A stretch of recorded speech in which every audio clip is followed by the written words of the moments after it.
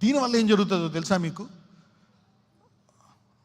సర్లే సందర్భం వచ్చింది కాబట్టి, అంటే పురుగులు వచ్చాయి కాబట్టి, ఇది కనపడే పురుగులు, అదేమో కనపడిన పురుగు, అది లోపల ఉంటుంది, బయట లక్షణాలు చెప్పాను మీకు. పాపం వాళ్ళని చూసి జాలేస్తుంది మనకి. ఏమేయాలా? బాధ, కృంగిపోవడం అనేది ఉండకూడదు మనకు. వాళ్ళ మీద ఏమేయాలా? ఎందుకు జాలి? మీకు కూడా జాలేస్తుంది ఇది చెప్పిన తర్వాత. చూద్దాం, ఉండండి ఒక్క నిమిషం. సందర్భంకే వచ్చింది కాబట్టి పాపం వాళ్ళ గురించి మీరు ప్రార్థన చేయాలి. ఎడతగక ఉపవాసంలో పాపం లాస్ట్లో జ్ఞాపకం చేసుకోండి కొంచెం అండి. ఎందుకంటారా? చెప్తా వినండి. 2వ సమూయేలు 6కి వెళ్ళండి ఒకసారి. ఎందుకంటే ఈ వైరస్ జయశ్రీరాములు ఎవరికి సోకూడదు, వినేవాళ్ళకి సోకూడదని చెప్తున్నాను నేను. Okay, right.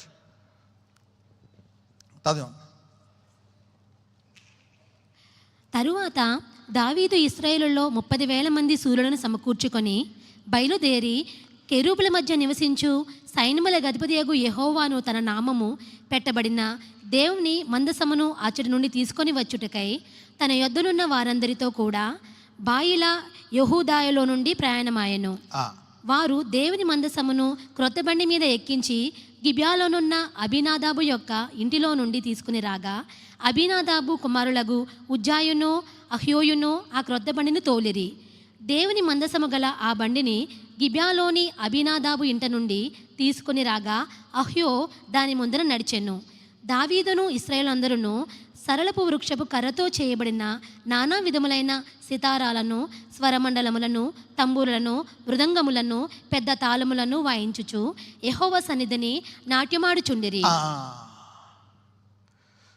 ఇప్పుడు to whom much is given, to whom much is forgiven, they rejoice a lot.